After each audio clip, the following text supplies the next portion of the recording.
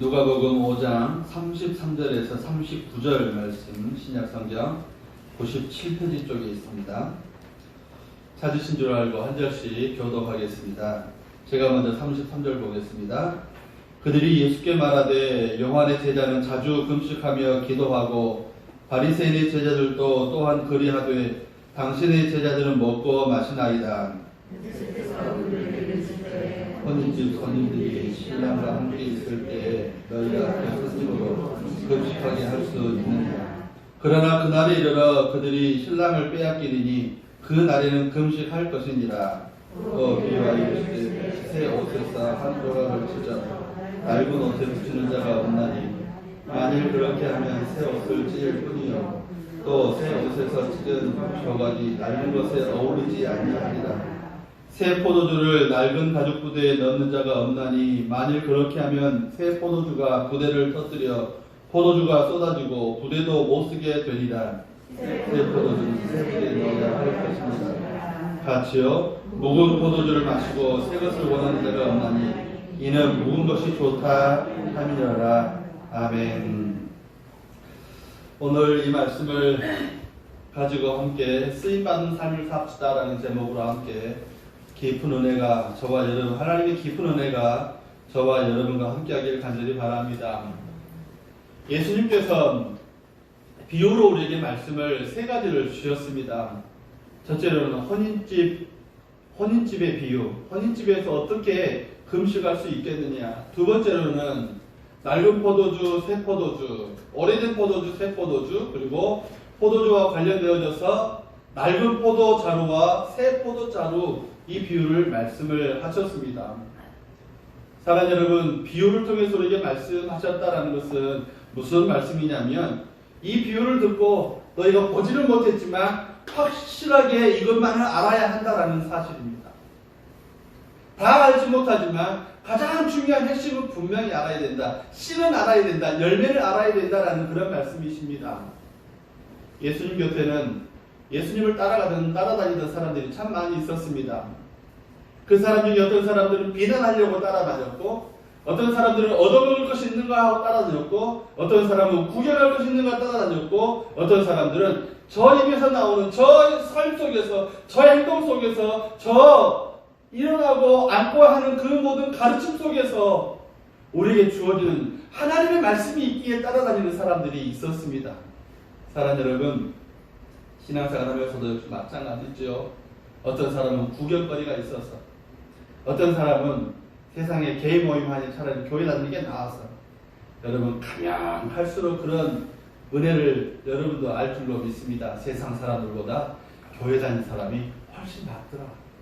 그래도 낫더라. 한번 해봅시다. 그래도 낫습니다. 시작. 그래도 낫습니다. 별로 자신감이 없어요. 교회 다니면 그렇게 좋은 사람들 별로 만나보지 못하셨어요? 여러분 곁에 계십니다. 여러분 자신입니다. 사랑하는 성도 여러분. 그러면서 참 중요한 것이 뭐냐면, 그래도 나은 우리들이, 그래도 나은 열매, 그래도 나은 씨가 저와 여러분 가운데 있고, 그래도 나은 열매와 그래도 나은 씨가 여러분의 자녀들에게 또 씨앗으로 또 열매로 나타나기를 간절히 바랍니다. 그 씨앗, 그 열매를 보여주기 위해서 성경은 하나님의 말씀 우리에게 뭐라고 말씀하시면 세월을 아껴서 잘 사용해라라고 그렇게 말씀을 하세요. 요즘 말로 바꾸면 시간을 잘 사용해서 인생을 아름답게 해라라는 그런 말이 되겠습니다. 특별히 예수 믿는 우리들에게 사랑하는 여러분, 학력보다도 능력보다 더 중요한 것이 있다면 시간을 잘 쓰는 지혜가 저와 여러분 가운데 있어야 돼요.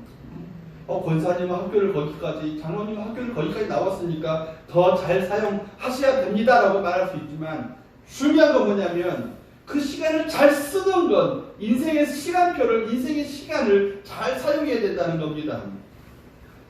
그 가운데 정말 중요한 것이 뭐냐면, 여러분 인생에 아무리 거센 풍랑이 일어나도 우리의 목적지를, 우리가 가야 할 방향을 잃어버리면 안 된다라는 겁니다. 사랑하는 여러분, 거센 풍랑이 예수 믿는 사람들을 잠재울 수 없습니다. 죽일 수 없습니다.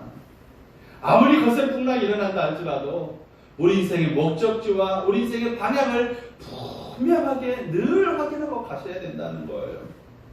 물론 폭풍 속에 살다 보면 방향을 잡고 가야 할 북구성이 안 보이기 때문에 참 어렵지만 반드시 인생의 풍랑은 지나가게 돼 있습니다.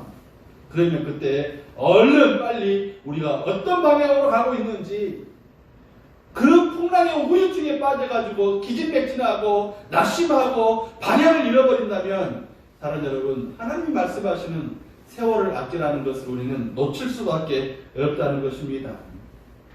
그리고 또한 그렇게 살아가면, 목적을 잃고 방향을 잃고 살아가면 여러분 아무렇게나 사는 것이 되고 마는데, 그렇게 되면 어떻게 됩니까? 우리의 삶을 결국 하나님의 이름을 망령되이 일컫도록 되는 삶이 되고 만다는 거예요. 내가 하나님의 이름을 망령되이 일컬고 나를 보는 사람들이 제가 믿는 하나님 별거 아니다. 여러분, 그게 하나님을 망령되이 일컫게 하는 거예요. 누가 제일 쉽게 하는 겁니까? 여러분, 목적을 잃은 사람이, 방향을 잃은 사람이, 나 아닌 다른 사람들, 예수 믿지 않는 나를 보는, 예수 믿는다고 나를 보는 또 다른 사람들이, 믿지 않는 사람들이 나를 보고 제가 믿는 하나님 별거 없구나라고 말하게 하는 거예요. 그것이 하나님을 망령되이 일컫는 겁니다. 여러분, 그래서 우리 시간 관리를 또 씨가 되고 열매가 되고 우리 자녀들에게 교훈을 줄 수 있는 그 하나님의 이름이 높여지도록 시간을 잘 활용하셔야 합니다. 세월을 아껴라 라는 말이 엑사고라조라는 말인데, 엑사고라조 참 재밌는 말이죠. 엑사고라조 한번 해볼까요? 엑사고라조 시작. 엑사고라조. 지난주에는 무슨 말 배웠어요? 우리 안수지사님 거기에 이렇게 힘드신다면 저도 마찬가지고 여러분도 마찬가지고 대책이 없습니다. 그런데 분명히 뭔가는 배웠는데 오늘 배울 말씀이 이거예요. 엑사고라조, 시간을 잘 사용하라라는 말. 아낀다고 그냥 그것을 장롱 속에 아니면 은행 깊은 계좌 속에 나만 아는 어떤 특별한 계좌 속에 깊이 감춰두는 것이 아니라 잘 사용하는 거예요. 잘 사용하는 거예요.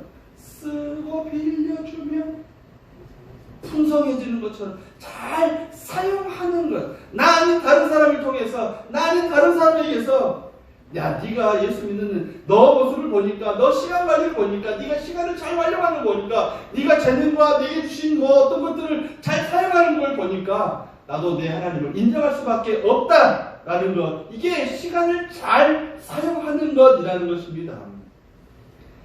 시간을 잘 써서, 우리가 세월을 잘 써서 사랑 여러분, 하나님께 아름답게 사용받는, 쓰임받는 저와 여러분 되기를 간절히 바랍니다. 그래서 오늘 예수님께서는 오늘 본문을 통해서 잔치집의 비유, 혼인잔치의 비유를 통해서 우리에게 말씀하신 첫 번째 의미는 뭐냐면 기쁘게 살아라라는 거예요. 기쁘게 살자. 기쁘게 삽시다. 기쁘게 살아가는 성도들이 되시기를 간절히 바랍니다. 그런데 예수님 곁에 따랐던 바리새인들 서기관들이 예수님께 시비를 겁니다. 이보시오, 우리는 한 주일에 이틀씩, 3일씩 아침을 금식하고 점심도 금식하고 때로는 저녁도 금식을 하면서 적어도 한 끼 금식을 늘 하고 있는데 어찌 당신의 제자들은 금식하지 않습니까? 저기 보세요, 세례요한의 제자들도 우리와 같이 이렇게 금식하고 있지 않습니까? 라고 자기들의 경건을 자랑했어요. 예수님은 그 경건을 자랑하는 그 사람들에게 그것이 신앙의 본질이 아니다 라고 말씀을 하세요. 그것이 신앙의 본질이 아니다. 여러분 곁에 이단들이나 잘못된 신앙관을 갖고 있는 사람들이 야, 금식해야 되지 않겠어? 야, 특별히 기도해야 되지 않겠어? 라고 말을 합니다. 물론 그렇게 기도하고 내가 특별히 기도해야 할 때가 있습니다. 언제요? 상심할 때, 아니면 뭔가가 내게 부족함이 있고 뭔가가 내가 준비돼야 할 것이 있을 때 작정해서 기도하셔야 합니다. 근데 예수님은 분명히 말씀하세요. 네 안에 주님이 함께 있다면, 네 안에 지금 신랑이 함께 있다면 그 신랑이 함께 있는 잔치 자리에서는 지금 먹고 마시고 기쁘고 즐거워야 한다라고 말씀을 하세요. 하나님을 찬송해야 된다는 거예요. 성도들과 만나서 서로 돌아보아 사랑과 선행을 격려해야 된다는 겁니다. 절대로 신랑과 함께 있을 때 슬퍼할 수 없다. 어제 제가 존경하는 목사님 결혼식이 있어서 갔을까요? 못 갔을까요? 코로나 때문에 못 갔어요. 너무너무 사랑하는 그런 아들인데, 참 똑똑한 아들인데 못 갔습니다. 근데 만약에 제가 가서 코로나 때문에 이리저리 숨어 다닌다면 어떻게 되겠습니까? 코로나 혹시라도 뭐라도 걸릴 코로나에 잘못될까봐 인상이 두렵고 그렇게 있다면 사랑하는 여러분, 그 혼인집 손님이 될 수가 없다는 거예요. 바리새인들이 지금 그러고 있다는 겁니다. 서기관들이 그러고 있다는 겁니다. 사랑하는 여러분, 예수님께서 혼인집 비유를 말씀하실 때 그 혼인집 비유의 핵심은 뭐냐면 내가 너희와 지금 함께 있다라는 거예요. 예수님께서 하나님 나라가 그들 가운데 있다는 겁니다. 사랑하는 여러분, 저와 여러분 마음속에 누가 계시냐? 주님이 계십니다. 함께 계십니다. 나와 함께 가세요. 그러면 우리는 지금 혼인집에, 신랑집에, 신부집에 손님이에요. 잘 차려진 음식들, 하나님이 우리 가운데 은혜로 배설되어진 그 귀한 음식들을 먹고 마시면서 즐거워하는데 그 손님은 그 신랑을 이룰 때, 그 결혼식이 끝났을 때 그때에야 금식할 수 있을 것이다 라고 말씀을 하십니다. 여러분, 본문을 통해서 혼인집 비유를 통해서 우리에게 말씀하시는 그 첫 번째 이유는 금식은 자발적으로 해야 된다는 겁니다. 율법주의에 따라서, 율법의 의식에 따라서, 의식주의에 빠져서, 의식화에 빠져서 그냥 거기에 따라서 물 밀듯이 흘러가는 그 세류에 따라, 피류에 따라서 흘러가는 그 물길에 따라서 내가 어쩔 수 없이 금식하는 그런 것들이 아니라 자발적으로 하나님 내게 은혜 주시는 바대로. 두 번째로는 먹고 마시면서 기쁘게 즐겁고 사는 것이 결코 잘못된 것이 아니다라는 것을 말씀을 하십니다. 어떤 후배가 찾아와서 선배님, 앞으로 시대가 어떨까요? 과학 만능주의, 물질 만능주의, 참 우리가 그토록 찾고 그토록 살아가고 싶은 시대가 우리 앞에 왔는데 앞으로 시대는 낙관적일까요? 비관적일까요? 라고 묻더라고요. 여러분은 어떻게 생각하십니까? 앞으로 시대가. 목사님, 내 허리 아프고 내 무릎도 아프고 손가락도 아프고 아픈 거 보니까 별로 좋은 시대가 아니. 여러분 이야기 하는데 보험 쪄 계시는 분. 앞으로 시대가 어떨까? 앞으로 시대는 어떨까? 2022년도 5월은 어떨까? 9월은 어떨까? 그런 시대 아니라 앞으로 21세기를 살아가는데 우리와 우리 어린 것들 또 그 다음 세대는 어떤 시대를 살아갈까? 시대는 그럴 겁니다. 농업시대를 벗어나서 공업시대를 벗어나서 첨단시대를 벗어나서 이제는 비약적으로 발전하는 시대를 살아가겠지만 사람들의 마음속에는 낙관적일까요? 비관적일까요? 묻는 그런 물음이 있겠지만 저는 그렇게 대답했습니다. 긍휼이 필요한 시대일 거다. 긍휼이 필요한 시대일 거다라고 말씀을 했어요. 긍휼이 필요한 시대다. 어떤 긍휼입니까? 사랑하는 여러분, 물론 대답 중에 한 대답을 해야 돼요. 비관적일까요? 낙관적일까요? 그런데 중요한 건요, 비관적인 삶 요리 가운데 있다 할지라도 그것이 하나님께서 우리에게는 이미 그것을 준비하고 예비할 수 있는 은혜를 우리에게 주셨습니다. 낙관적인 시대가 온다 할지라도 그것이 기쁘고 즐겁기 때문에 행복을 보장해 준다는 것은 아닙니다. 중요한 것은 왜냐하면 사람에게는 여러 가지 일들이 우리에게 섞어져 오기 때문에 그래요. 비빔밥처럼 어떤 맛은 쓰고 어떤 맛은 달고 어떤 맛은 담백하고 어떤 맛은 짭짤하고 쓰고 또 맵고 비빔밥처럼 섞여져서 우리 가운데 올 것인데 이것이 비관이다 이것이 낙관이다 말할 수 없습니다. 중요한 것은 이미 하나님 나라가 우리 가운데 왔고 하나님 우리에게 말씀하신 것이 있고 예언해 주신 것이 있고 예수님께서 앞으로 시대는 이렇게 될 것이다. 너희는 이렇게 준비하고 살아라라고 우리에게 말씀하신 것이 있는데 무엇이 비관이고 무엇이 낙관이겠습니까? 우리에게는 믿음이 있기 때문에 믿음으로 그 약속을 받아들였기 때문에 믿음으로 그 약속에 아멘 했기 때문에 할렐루야. 아멘. 하도 제가 뭘 잘못했는지 겁에 질려 계시는 것 같아요. 제가 불안합니다. 비관의 시대도 아니고 낙관의 시대도 아니고 이미 우리에게는 믿음으로 주께서 우리에게 말씀하신 것, 성령이 우리에게 말씀하신 것, 성령이 내게 말씀하여 주시는 모든 것들 우리가 아멘하고 있기 때문에 사랑하는 여러분, 내게 하나님의 긍휼이 필요하고 나를 통해서 내 주변에, 내 가족에게, 내 자녀들에게, 내 이웃들에게 하나님의 긍휼이 흘러가야 하는 긍휼의 시대는 분명합니다. 이게 하나님 나라가 우리 가운데 온 거라고 저는 이 시간 여러분들에게 말씀을 드립니다. 하나님 나라는 이미 왔고요. 예수님께서 우리와 함께 계시고 그 예수님이 계시는 그 가운데서 예수님이 시험 받으신 것처럼 나도 마귀의 시험을 받습니다. 마귀의 여러 가지 유혹을 받아서 내가 여러 가지로 많은 상황 가운데 버려질 수 있다는 사실이에요. 그것이 우리 인생에 쓴맛이 있고 단맛이 있고 짠맛이 있고 여러 가지 인생의 모습을 발견합니다. 그런데 그 가운데 비관만 낙관만 할 것이 아니라 긍휼을 갖자. 하나님이 나를 지금도 긍휼히 여기시기 때문에 그 긍휼 앞에 믿음을 가지고 아멘한 그 모든 사실을 가지고 기도하고 주님을 찾고 주님을 구하고 주님 앞에 서고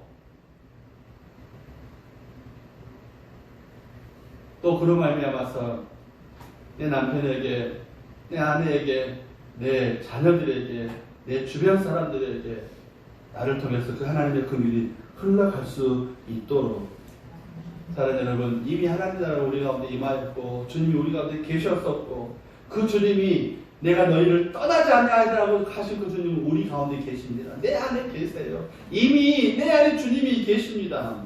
그리고 주님이 말씀하신 여러 가지 사건들, 사고들, 그만큼 모든 일들 준비하고 대비할 때 때로는 준비하고 대비하는 것이 없다면 비관도 낙관도 우리에게 별로 중요한 것이 아니고 준비만 할 수 있다면 비관적인 것도 우리에게 교훈이 될 수 있고 낙관적인 것도 대비만 할 수 있다면 우리에게 얼마든지 기쁨과 즐거움이 될 수 있다는 것입니다.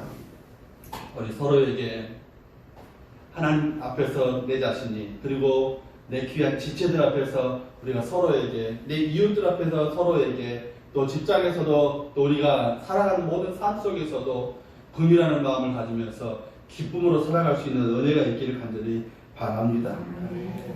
사랑하는 여러분, 기쁘게 살아라. 우리 가운데 이미 하나님 나라가 있고 예수님이 계시고 그 예수님 안에서 우리는 믿음을 보장받고 살아가고 있습니다. 예언하신 것, 말씀하신 것, 이미 알려주신 것 많습니다. 믿음을 가지고 준비해서 살아감으로, 믿음을 가지고 준비해서 살아감으로 이 모든 것들이 오히려 더 어려움과 기쁨과 모든 것들 가운데 믿음을 갖고 기도하면서 대책도 세우고 땀도 흘리고 준비하면서 우리의 삶이 기쁨으로 나아갈 수 있기를, 주님을 모시고 살아가는 우리 삶이 기쁨의 삶이 될 수 있기를 주의 이름으로 축복합니다. 두 번째로는 하나님께서, 예수님께서 바리새인들 서기관들에게 비유를 들어서 또 제자들에게 말씀하신 내용이 두 가지가 있습니다. 새수를 새 부대에 넣어야 된다. 낡은 부대에 새수를 넣으면 안 된다. 그리고 헌옷 가지고 새 옷 만들고 새 옷 가지고 헌옷 만들면 안 된다라는 것을 말씀을 하십니다. 사랑하는 성도 여러분, 새 옷에서 한 조각을 찢어서 낡아지는 사람이 없고 또 그렇게 하는 사람도 없다. 새 옷 조각은 예수님께서 우리에게 오셔서 말씀하시는 하나님 나라에 관한 귀한 가르침들을 말씀을 합니다. 낡은 옷은 뭐냐? 율법적인 것이에요. 바리새인들이 갖고 있는 건 서기관들이 제일 잘한다고 생각한, 자기들이 신앙생활을 제일 잘한다고 생각하는 그런 율법적인 것들입니다. 새 포도주 역시 마찬가지죠.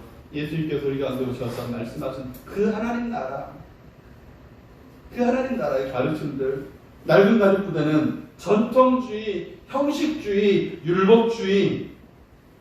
마치 이 율법이라는 것이 무엇이냐면 이 넓은 쟁반 안에 벽을 하나 갖다 놓고 거기다가 더 좋은 것들을 막 붓는 거예요. 그런데 사랑하는 여러분, 입구가 호리병처럼 작아요. 아무리 부어봐요. 부어보십시오는 옆으로 흘러나가는 것이 더 많다는 거예요. 이게 바로 율법주의와 같은 것입니다. 예를 들면 이런 겁니다. 바리새인들, 서기관들 고기 먹기를 굉장히 좋아했어요. 옛날 사람들 고기 먹는 게 마치 잔치집에 가면 기본적으로 나오는 게 뭐예요? 전라도는, 경상도는, 하여튼 거기 가면 그 특별한 음식 있잖아요. 그거 먹는 건 굉장히 중요했고, 잔치집에 가면 보통 고기 먹는 걸 굉장히 중요하게 생각했는데 바리새인들은 이 도축업자들을 죄인으로 취급했어요.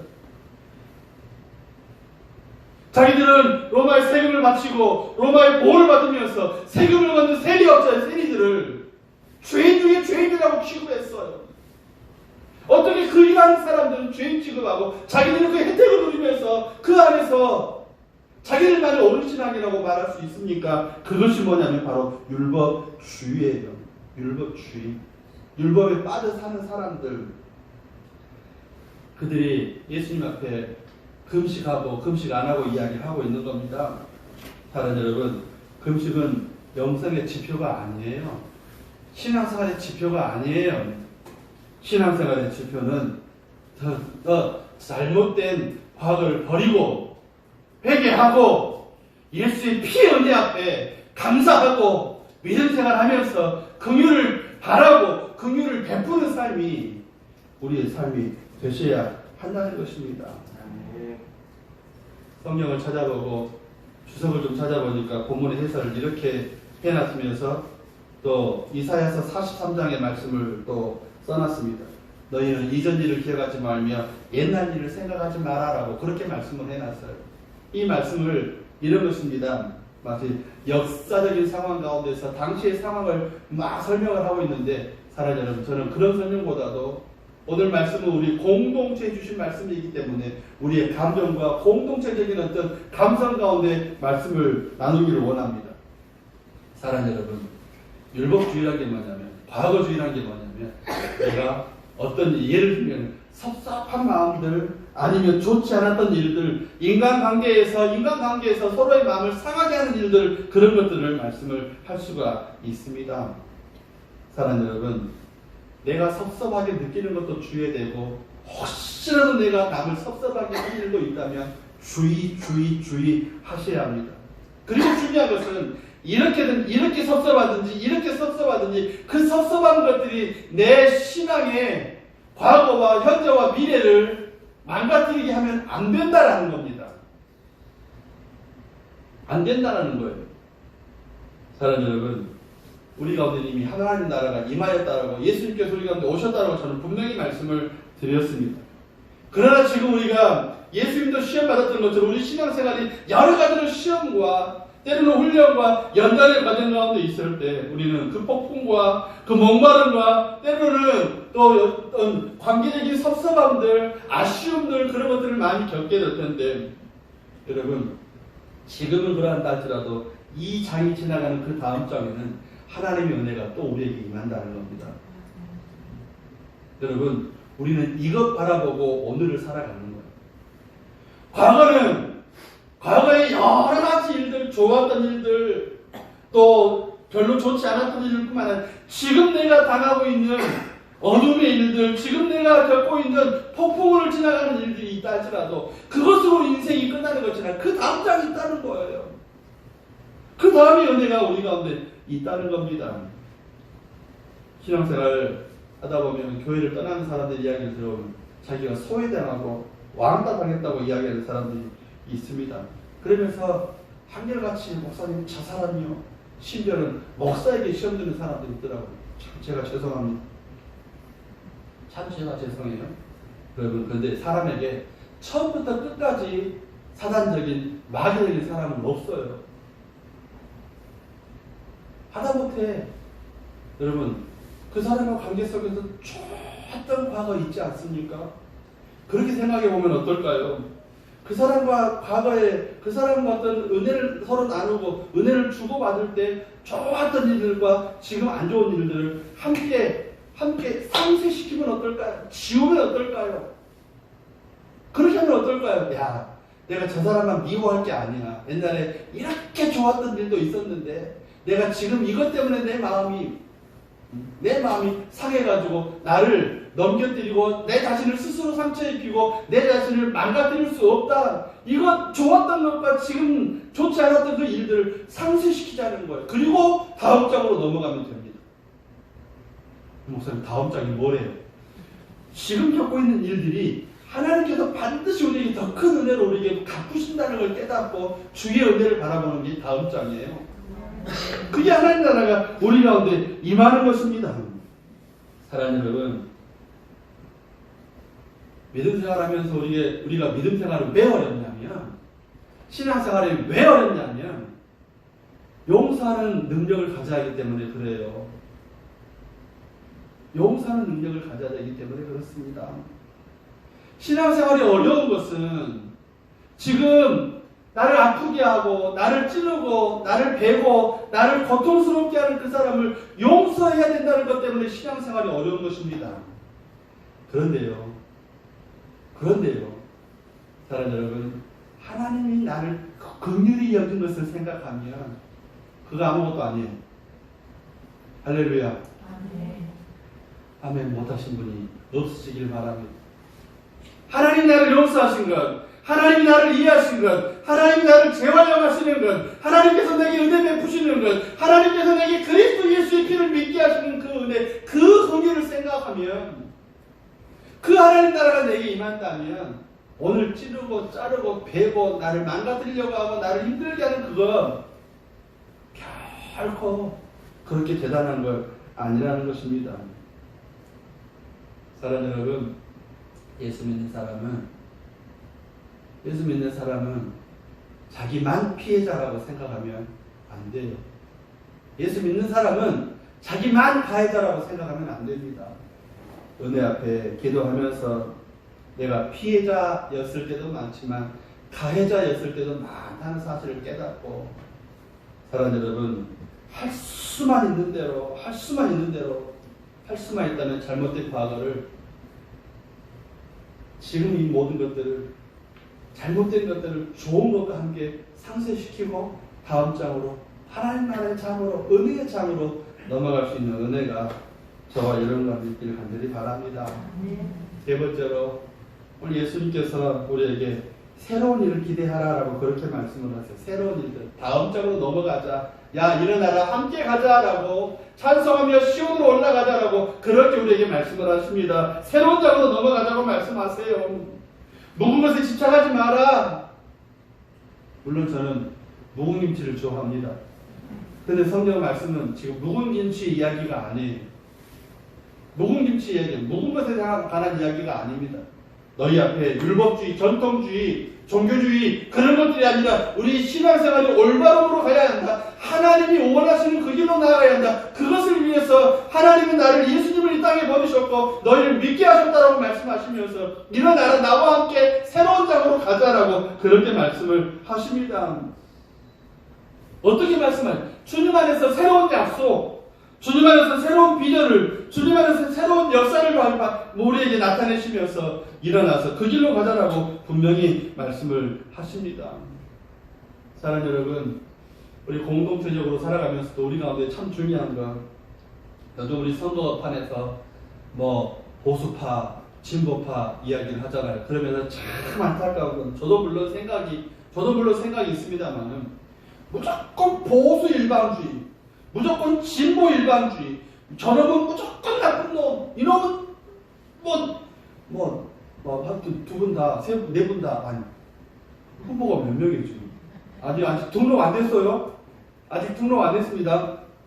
그렇다고 제가 그분들을 또 공적인 대상들이기 때문에 이놈 저놈 할 수는 없는데, 하여튼 말하다 보면 그렇게 많이 나와요.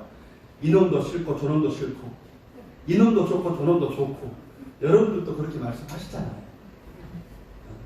끄덕끄덕 하셨습니다. 나만 그런 거 아니라고. 그런데 그것 때문에 편이 갈려요. 우리가 어제는 같이 한 비빔밥에 한 소쿠리, 한 양푼 안에 같이 비빔밥 비빔 먹는데 형님 동생 하면서 얼마나 좋게 살았습니까? 그런데 저 양반은 저놈 좋아하는데 나는 이놈인데. 사랑하는 여러분, 이게 뭐예요? 진보와 보수라는 그런 마음인데요. 사실 우리에게 그거 필요한 건 아닙니다. 그거 필요한 게 아니에요.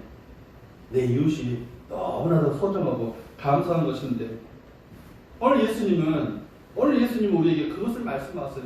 그런 것들에 빠져있지 말고 하나님 나라에 은혜를 가져라, 긍휼한 마음을 가져라, 용서하는 마음을 가져라 라고 말씀을 하십니다. 굳이 따지자면, 사랑하는 여러분, 보수, 오래된 것들, 또 과거에 우리가 살았던 그런 마음도 중요하지만 새로운 것에 대한 열려있는 마음들도 더 중요하다라고 말씀을 드립니다. 보수적인 마음, 진보적인 생각. 사랑하는 여러분, 그래서 우리의 삶이 함께 어울려서 살아가야 되는 거예요. 어울려서 살아가야 된다는 거예요. 인생은 때때로 광야 같고 사막과 같은데, 하나님은 우리가 하나님 나라와 함께 할 때, 주의 나라와 함께 할 때 광야의 사막에 샘을 내시며 광야에 길을 내시는 분이라고 우리에게 분명히 말씀을 하십니다. 이렇게 말씀을 드릴 수 있습니다. 인생을 하나님과 함께, 예수님과 함께, 성령의 은혜와 함께, 교회와 함께 살아가면서도 어떤 사람들은 그렇게 이야기를 합니다. 목사님 그렇게 해도 실패하고 그렇게 해도 좌절하고 그렇게 해도 안 되던데요. 사랑하는 여러분, 거기까지만 인생이 끝났다면 우리 인생이 참 보잘것없고 속은 인생이 되겠지만, 주님은 우리의 생애가 다 끝났다 할지라도 그 다음 장에 우리의 씨와 우리의 믿음의 열매를 바라보고 있는 우리 자녀 세대를 통해서 더 큰 역사와 더 큰 은혜들을 반드시 예비하고 그것들을 우리에게 주신다는 겁니다. 그걸 저는 영적 재활용이라고 말씀을 드리고 싶어요. 이만큼 내가 고생을 했는데 이게 필요 없고 이게 쓸데가 없어졌습니다. 그런데 나중에 이렇게 또다시 고생하고 애썼던 이것이 갑절로 복을 얻는, 갑절로 은혜를 얻는 은혜가 있습니다. 사랑하는 여러분, 잘못됐다고 그 과거를 잊으려는 결단, 잘못된 과거는 잊으려고 결단을 하십시오. 그러나 우리가 하나님 나라와 함께 있을 때는 우리 믿음을 가지고 그 믿음 안에는 풍성한 약속이, 내가 다 그것을 수고하지 않아도 애쓰지 않아도 하나님 주시는 풍성한 약속들이 있기 때문에 믿음을 가지고 그 가운데 있기를 간절히 바랍니다. 다시 말씀을 드릴게요. 하나님 죄인주의로 나가도, 내 헌신도, 내 시간도, 내 재능도, 내 모든 것들을 하나님 죄인주의로 나가도 실패할 때도 있지만 하나님은 그 실패까지도 재활용하신다. 그래서 때때로 우리가 과거가 안 좋았던 과거가 있다 할지라도 참고하십시오. 그러나 그 안 좋았던 과거를 믿으면 안 돼요. 기억이 안 날 수 없으니까. 어떤 일이 부딪힐 때마다 과거의 그 일 때문에 내 무릎이 깨지고, 과거의 그 일 때문에 상처를 받았고, 과거의 그 일 때문에 어려움 당했다면 참고하십시오. 그러나 우리에게 오는 새 나라의 새 은혜의 역사는 그보다 훨씬 더 강력하고 힘 있는 것이기에 주님과 함께 가시길 간절히 바랍니다. 다른 때로는 기도해도 시험에 빠지고 몸을 불사르게 내들여서 봉사를 해도 시험에 빠질 때가 있지만, 사랑하는 여러분, 하나님 나라의 약속을 믿음으로 바라보고 그 새로운 장을 열 때 그 장을 여는 사람들의 공통점은 뭐냐? 항상 감사하는 사람들이에요. 이래도 감사하고 저래도 감사하고, 감사하니까 하나님께서 또 여기에다가 놀라운 은혜를 더하여 주신다. 여러분, 감사하는 사람들이 확고한 믿음을 가진 사람들이에요. 감사하는 사람들이 확고한 믿음, 불변하는 믿음을 가진 사람들이에요. 그리고 하나님은 그들을 통해서 늘 새로운 일을 행하십니다. 그 일의 결과는 형통함이고 그 일의 결과는 축복일 것입니다. 사랑하는 여러분, 오늘 저는 하나님께 쓰임받자라고 말씀을 드렸습니다. 왜 하나님께 쓰임받아야 합니까? 하나님 우리를 창조하시고 우리를 보내신 목적이 내 삶을 통해서 하나님께 영광이 가야 하기 때문에 그렇습니다. 그리고 결국 우리의 고백은, 하나님 나는 아무것도 아니었습니다. 나는 무인한 종이었습니다라고 고백할 수밖에 없지만 하나님 우리에게 영광의 면류관을 씌워 주신다는 겁니다. 그 소망을 갖고 나아가시기를 간절히 바랍니다. 어려운 일이 있어도 찬성하시고, 사랑하는 여러분, 하나님께 충성하며 봉사할 때 나의 이익을 위해서 심는 것들이 아니라 하나님 나라를 위해서, 주의 영광을 위해서 심으시기를 간절히 바랍니다.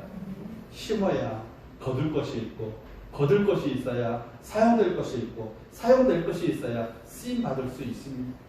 사랑하는 여러분, 하나님이 우리를 쓰임받도록 우리를 부르셨기에 우리에게 거둘 것이 있게 하시고, 먹을 것이 있게 하시고, 사용될 것이 있게 하실 것입니다. 하나님께 손에 사용 받을 때, 여러분, 내 이웃에게 손을 내밀어 주시면 하나님께서 저와 여러분들에게 손을 내밀어 주실 것입니다. 내 이웃을 위해서, 우리 동역하는 사람들을 위해서, 하나님 나라를 위해서 선교하는, 전도하는 일들을 위해서 우리가 손을 내밀 때 하나님도 우리에게 그 손을 내밀어 주십니다.